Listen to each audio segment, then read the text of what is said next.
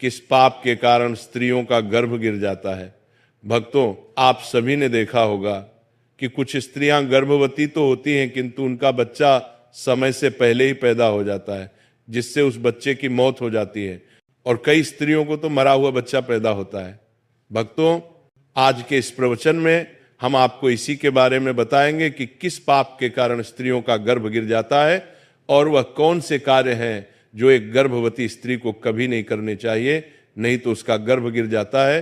और भगवान विष्णु ने इसके बारे में क्या बताया है जानेंगे एक महत्वपूर्ण कथा के माध्यम से। भक्तों, एक समय की बात है जब माता लक्ष्मी भगवान विष्णु से मिलने जाती है, तो माता लक्ष्मी को देखकर भगवान विष्णु ने कहा, हे देवी, क्या बात है, आज आप अचानक मुझसे मिलने क्यों आई हैं?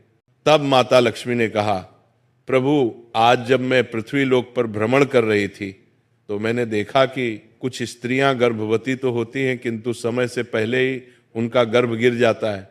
प्रभु, इसे देखकर मेरे मन में दो प्रश्न उठ रहे हैं और आज मैं आपसे उन्हीं दोनों प्रश्नों का उत्तर पूछने के लिए आई हूं। तो भगवान विष्णु ने कहा, हे देवी, तुम्हारे मन में जो भी प्रश्न है मुझे निश्चिंत होकर बताओ, मैं तुम्हारे दोनों प्रश्नों के उत्तर अवश्य ही दूंगा। तो माता लक्ष्मी ने कहा, प्रभु, मेरा पहला प्रश्न यह है कि किस पाप के कारण स्त्रियों का गर्भ गिर जाता है और उस स्त्री के बच्चे की मृत्यु हो जाती है। और मेरा दूसरा प्रश्न यह है कि कौन सी स्त्री के भाग्य में पुत्र की प्राप्ति नहीं होती है और वो पूरा जीवन निसंतान रहती है। तो भगवान विष्णु मुस्कुराते हुए बोले, हे देवी, आज आपने इन प्रश्नों का उत्तर पूछकर संपूर्ण मानव जाति का कल्याण कर दिया है, किंतु इस प्रश्नों का उत्तर मैं आपको एक कथा के माध्यम से दूंगा और इस कथा को सभी स्त्रियों तथा सभी पुरुषों को अवश्य ही सुनना चाहिए, क्योंकि इस कथा को सुनकर आपको पता चल जाएगा कि किस श्राप के कारण स्त्रियों का गर्भ गिर जाता है तथा वो कौन सी स्त्री है जिसके भाग्य में पुत्र की प्राप्ति नहीं होती है और पुत्र की प्राप्ति के लिए उसे क्या करना चाहिए। तो माता लक्ष्मी ने भगवान विष्णु से कहा, आप कथा सुनाइए प्रभु, मैं कथा को पूरा मन लगाकर अंत तक सुनूंगी। तो कथा को सुनाते हुए भगवान विष्णु ने कहा, एक समय की बात है जब एक नगर में एक बहुत अधिक धनवान सेठ रहता था। वह इतना अधिक धनवान था कि उसके घर में किसी चीज की कोई कमी नहीं थी। उस सेठ की एक पुत्री थी जिसका नाम रूपवती था। रूपवती विवाह करने के योग्य हो गई थी। फिर उस सेठ ने सही मुहूर्त देखकर अपनी पुत्री रूपवती का विवाह उसी नगर के समीप एक दूसरे गांव में वैश्य के पुत्र के साथ कर दिया। फिर विवाह के बाद सेठ की पुत्री रूपवती अपने पति के घर में रहने लगती है। वो अपने पति के घर में हंसी खुशी से रहने लगती है और अपने पति से बहुत अधिक प्रेम करने लगती है। रूपवती की सास का नाम सुनंदा था। सुनंदा बहुत ही दुष्ट स्वभाव की थी। रूपवती अपने घर से दहेज में बहुत सारा सोना चांदी लाई थी, इसलिए सुनंदा अपनी बहू रूपवती का झूठ मूठ का सम्मान करती थी और हमेशा उससे मीठी मीठी बातें करती रहती थी और रूपवती से अपने मायके से कुछ न कुछ लाने को कहा करती थी। रूपवती अपनी सास की बात मानकर अपने पिता से कहकर वह सोना चांदी, घोड़े, गाय, बैल, अनाज आदि चीजें मंगवाया करती थी और उसके पिता भी मना नहीं करते थे और सभी सामान दे देते थे, जिसके कारण रूपवती की सास उससे बहुत खुश रहती थी। फिर इस तरह रूपवती की सास का लालच दिन प्रतिदिन बढ़ता जा रहा था और रूपवती के मायके का सब कुछ हड़पना चाहती थी, क्योंकि उस सेठ का कोई पुत्र नहीं था, इसीलिए सारा कुछ रूपवती का ही था।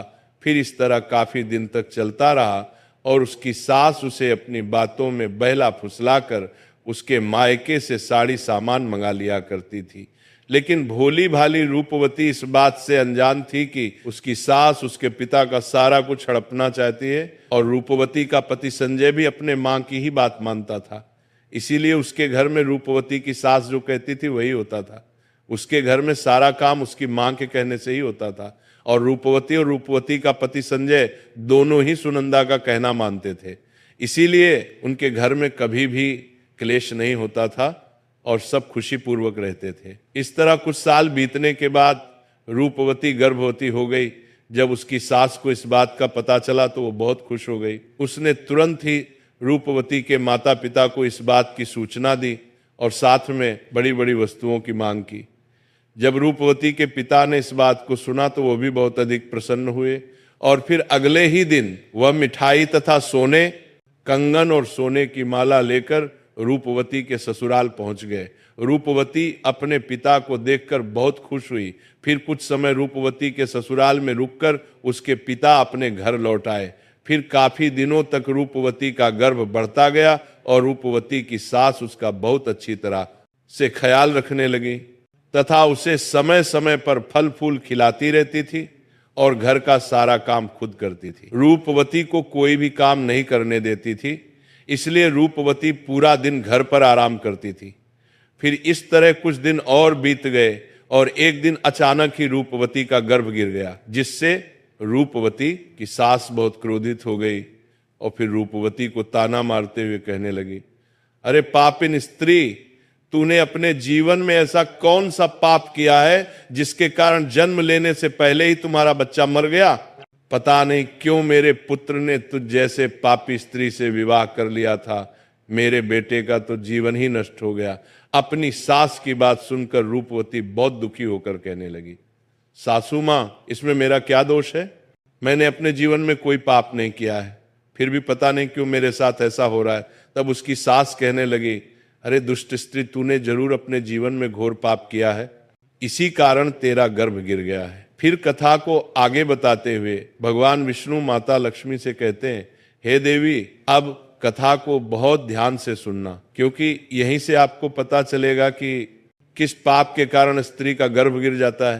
तो माता लक्ष्मी ने कहा, ठीक है। फिर उसी के बाद से रूपवती की सास उसे हमेशा ताने मारने लगी और घर का सारा काम भी उसी से कराती थी और खुद कोई भी काम नहीं करती थी।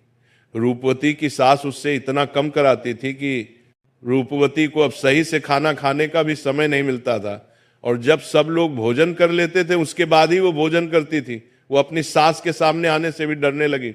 फिर इस तरह कुछ महीने और बीत जाने के बाद रूपवती दोबारा से गर्भवती हो गई, जिससे उसका पति बहुत प्रसन्न हुआ। लेकिन उसकी सास अभी तक उससे गुस्सा थी और जब रूपवती ने अपनी सास को यह बात बताई तो वह रूपवती से कहने लगी, एक बच्चे को तो खा गई हो, पता नहीं अब इस बच्चे को जीवित रखोगी या इसे भी उसी की तरह खा जाओगी। मुझे तुझ पर जरा सा भी भरोसा नहीं है, क्योंकि मुझे तो लगता है कि तूने अपनी जीवन में जरूर कोई पाप किया है, इसीलिए तेरा पहले वाला गर्भ गिर गया था। अपनी सास की ये बात सुनकर रूपवती कुछ नहीं बोली और चुपचाप खड़ी रही। फिर धीरे धीरे रूपवती का गर्भ बढ़ता गया और गर्भवती होते हुए भी वह घर का सारा काम करती थी, लेकिन फिर भी उसकी सास को उस पर जरा सी भी दया नहीं आती थी। फिर इस तरह करते करते अब रूपवती के गर्भ को 9 महीने पूरे हो गए। अब बच्चे के जन्म होने का समय बिल्कुल नजदीक आ गया था। फिर रूपवती ने एक बालक को जन्म दिया, किंतु वो बच्चा कुछ बोल नहीं रहा था और ना ही रो रहा था। फिर रूपवती ने देखा तो उसका बच्चा मरा हुआ था। अपने मरे हुए बच्चे को देखकर वो बहुत जोर जोर से रोने लगी। फिर जब रूपवती की सास को इस बात का पता चला तो वो बहुत गुस्सा हुई और रूपवती से कहने लगी, तू एक पापिन स्त्री है, तभी तेरा ये दूसरा बच्चा भी मर गया है। मुझे तो पहले से ही शक था कि तूने अपने जीवन में जरूर कोई घोर पाप किया है, इसीलिए तेरे साथ ऐसा होता है और इसीलिए तेरा ये पुत्र भी मर गया है। अगर तू मेरे घर में ज्यादा दिनों तक रहेगी तो तू मेरे भी घर का नाश कर देगी, इसीलिए अब तुझे इस घर में रहने की कोई जरूरत नहीं है। रूपवती कहने लगी, सासू माँ, अब मैं कहाँ जाऊं? मेरे लिए तो मेरे पति ही सब कुछ है, मैं उन्हें छोड़कर कहीं नहीं जा सकती हूँ। मैं अपने पति से बहुत प्रेम करती हूँ, इसीलिए आप मुझे इस घर से मत निकालिए। मैं घर का सारा काम करूंगी और इसी घर के किसी कोने में पड़ी रहूंगी। आप जो भी काम कहेंगी मैं वो सब कुछ करूंगी, बस आप मुझे घर से मत निकालिए, क्योंकि मैं अपने पति के बिना एक पल भी नहीं रह सकती हूँ। तो उसकी सास बोली, अरे पापिन स्त्री, अगर तू अपने पति के बिना नहीं रह सकती तो कहीं पर जाकर मर जा, लेकिन अब तुझे मैं इस घर में एक क्षण भी नहीं रहने दूंगी। इतना कहकर रूपवती की सास रूपवती को धक्के मारकर घर से बाहर कर देती है। फिर रूपवती घर के बाहर बैठी रहती है, लेकिन उसकी सास ने घर का दरवाजा नहीं खोला। फिर वो घर के बाहर बैठकर अपने मन में सोचने लगी, अब मुझे यहां से अपने मायके ही जाना पड़ेगा। फिर इतना सोचकर वो अपने मायके चल देती है। तभी रास्ते में एक जंगल पड़ता है, तो वो जंगल में रास्ते से अपने मायके जा ही रही थी। तभी बारिश होने लगती है, तो वो एक पेड़ के नीचे बैठ जाती है। तभी वहां से एक साधु महाराज जा रहे थे, तो उन्होंने रूपवती को पेड़ के नीचे बैठा देखकर उसे पूछा, हे पुत्री, तुम कौन हो और यहाँ इस जंगल में अकेली क्या कर रही हो? रूपवती ने साधु महाराज से कहा, हे साधु महाराज, मैं एक बहुत धनवान सेठ की पुत्री हूं और मेरा विवाह एक वैश्य से हुआ है और मुझे अभी तक पुत्र की प्राप्ति नहीं हुई है। मैं एक बार गर्भवती हुई थी तो मेरा गर्भ गिर गया था, और जब मैं दोबारा गर्भवती हुई तो मेरा बच्चा पैदा होते ही मर गया था। इसीलिए मेरी सास ने मुझे घर से निकाल दिया है। इसीलिए मैं अब इस जंगल में इधर उधर भटक रही हूं। हे मुनिवर, कृपया करके आप ही कुछ उपाय बताइए जिससे मुझे पुत्र की प्राप्ति हो जाए। तो साधु महाराज ने कहा, तुम चिंता मत करो, मैं पुत्र प्राप्ति का उपाय बताता हूं, जिसे यदि तुमने पूरी निष्ठा से किया तो तुम्हें पुत्र की प्राप्ति अवश्य ही होगी। इसके लिए मैं तुम्हें कुछ नियम बताता हूं, इसे ध्यान से सुनो। किसी भी स्त्री को मासिक धर्म के दौरान पति के साथ संबंध नहीं बनाना चाहिए और पति को स्पर्श भी नहीं करना चाहिए। इससे संतान गर्भ में ही गिर जाती है। गर्भ धारण की हुई स्त्री को भगवान की पूजा अर्चना करते रहना चाहिए तथा उसके मुख पर सदैव ही प्रसन्नता होनी चाहिए। साथ ही गर्भवती स्त्री को कभी भी दुखी और निराश नहीं रहना चाहिए, क्योंकि दुखी रहने पर संतान पर बुरा प्रभाव पड़ता है। और गर्भवती स्त्री को कभी दूसरों के घर का भोजन नहीं करना चाहिए तथा जितना हो सके अपने ही घर में रहना चाहिए। एक गर्भवती स्त्री को कभी भी डरावनी चीजें नहीं देखनी चाहिए, क्योंकि इससे संतान पर बुरा प्रभाव पड़ता है। और गर्भवती स्त्री को अच्छा भोजन करना चाहिए, इसलिए जिससे संतान उत्तम गुणवान होता है। जो भी स्त्री इन नियमों का पालन करती है वो उत्तम पुत्र को प्राप्त करती है, और जो स्त्रियां इन नियमों का पालन नहीं करती है उनका गर्भ गिर जाता है।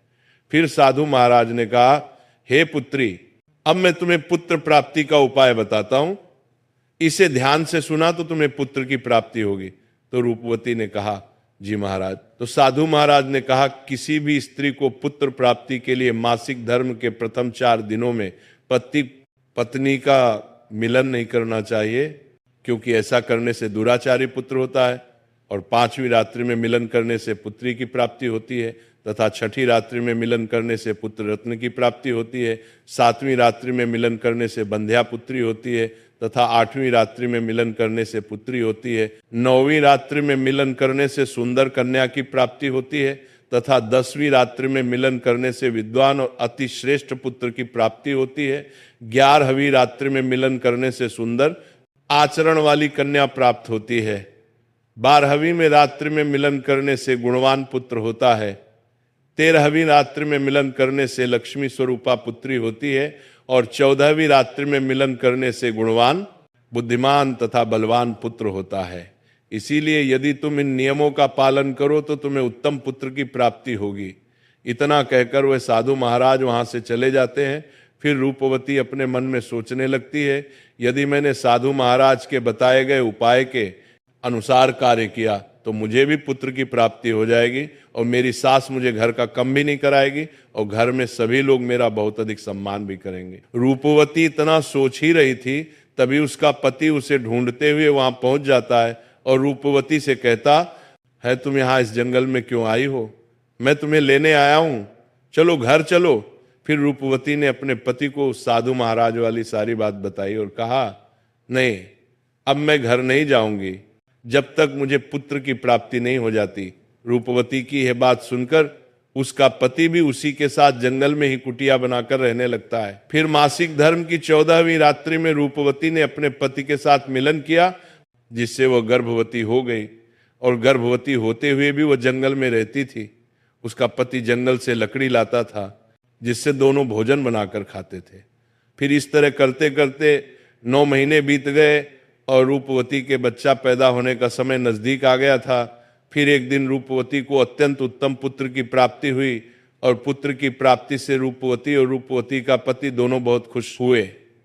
फिर रूपवती का पति उससे कहने लगा, चलो अब हम दोनों घर चलते हैं, क्योंकि माँ ने तुम्हें पुत्र प्राप्ति का ताना देकर ही घर से निकाला था, किंतु अब तो तुम्हें पुत्र की प्राप्ति हो गई है, अब तो वो भी खुश हो जाएंगे।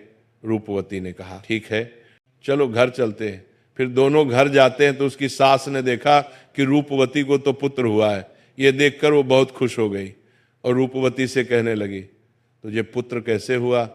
जब आपने मुझे घर से निकाला था तो मैं जंगल में चली गई थी और वहां मुझे एक ज्ञानी साधु महाराज मिले थे। उन्होंने मुझे पुत्र प्राप्ति का उपाय बताया था और उसी उपाय से मुझे पुत्र की प्राप्ति हुई है।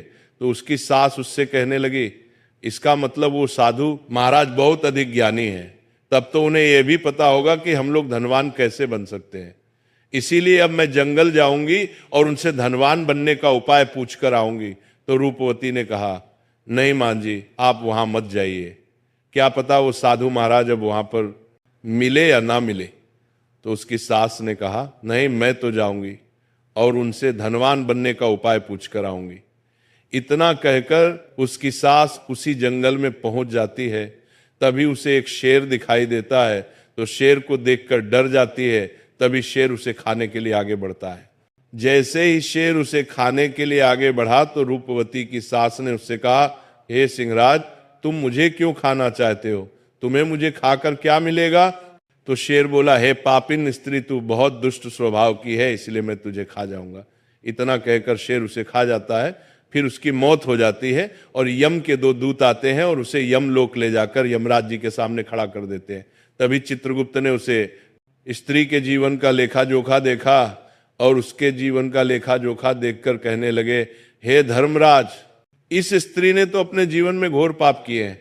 ये स्त्री अपनी बहुरानी पर बहुत अत्याचार करती थी, उसके गर्भवती होते हुए भी घर का सारा काम उसी से कराती थी। और तो और जब उसकी बहू के पुत्र की मृत्यु हो गई थी तो इसने उसे धक्के मारकर अपने घर से निकाल दिया था। चित्रगुप्त की ये बातें सुनकर यमराज को उस स्त्री पर बहुत क्रोध आया और उन्होंने दूतों से कहा, इसे नरक लोक में डाल दो। मित्रों, फिर कथा को आगे बढ़ाते हुए भगवान विष्णु माता लक्ष्मी से कहते हैं, हे देवी, इस प्रकार उसकी सास को उसके किए की सजा मिल गई और रूपवती ने गर्भधारण के नियमों का पालन किया, जिससे उसे उत्तम संतान की प्राप्ति हुई। इसी तरह कोई भी स्त्री यदि उस साधु द्वारा बताई गई बातों के अनुसार कार्य करेगी तो उसे भी पुत्र की प्राप्ति अवश्य होगी। तो माता लक्ष्मी ने कहा, प्रभु, वह कौन सी स्त्रियां हैं जिनके भाग्य में पुत्र की प्राप्ति नहीं होती है, और वह अपने जीवन में ऐसा कौन सा पाप करती हैं जिसके कारण उन्हें पुत्र की प्राप्ति नहीं होती, और पुत्र प्राप्ति के लिए उन स्त्रियों को क्या करना चाहिए? तो भगवान विष्णु ने कहा, ये वो स्त्रियां हैं जो अपने पति से हमेशा लड़ाई झगड़ा करती रहती हैं और घर में सारा काम अपनी ही मनमानी से करती हैं तथा अपने पति का आदर सम्मान नहीं करती हैं। ऐसी स्त्रियों के भाग्य में कभी भी पुत्र की प्राप्ति नहीं करती हैं। और ऐसी स्त्रियों को पुत्र प्राप्ति के लिए अपने पति का आदर सम्मान करना चाहिए तथा उनका कहना मानना चाहिए और घर में लड़ाई झगड़ा नहीं करना चाहिए, तो ऐसी स्त्रियों को भी पुत्र की प्राप्ति होगी।